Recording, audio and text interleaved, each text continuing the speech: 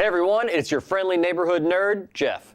The new Spider-Man Homecoming trailer just dropped on the internet, and there are plenty of things to note, so let's get right to it. First up, classic Spidey villain, the Vulture, who we get a good look at in this trailer. We see his suit has been upgraded to full-on metal and machinery, as opposed to the more feathery suit that we've seen in the comics and cartoons. Although the furry collar is a nice tribute. Other bad guys we get glimpses of are Shocker, played by Bokeem Woodbine, and the Tinkerer, played by Michael Chernus. But who do we see here? That's Donald Glover, who many fans desperately want to be Miles Morales, who in the comics eventually takes over the role of Spider-Man. Marvel Studios has been tight-lipped on who Glover will play in Homecoming, and this brief shot doesn't help. If he's Peter's friend Miles, why is he hanging out with a bad guy?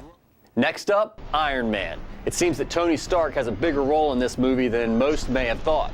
He's all over the trailer, even flying alongside Spidey. Hello, Iron Man. Hopefully that's a battle, because it'd be awesome to see them fighting together again like the classic airport scene in Civil War. By the way, if you're keeping count, this will be Robert Downey Jr.'s 7th lead role as Tony Stark. Now back to Peter Parker. As we already knew, we get a younger version than we've seen on film before Civil War. And he has an AT-AT walker. He also has a friend here who's in on his secret, who has the Lego Death Star. He seems to be a new character as far as I know, so correct me in the comments if you have an idea of who he might be.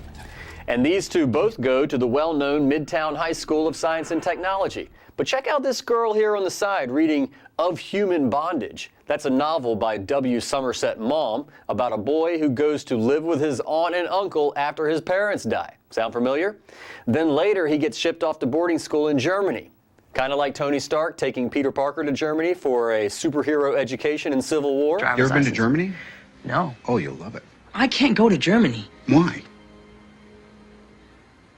I got homework. I'm going to pretend you didn't say that. No, I'm being... That can't possibly be a coincidence. Heard it here first at Nerd U.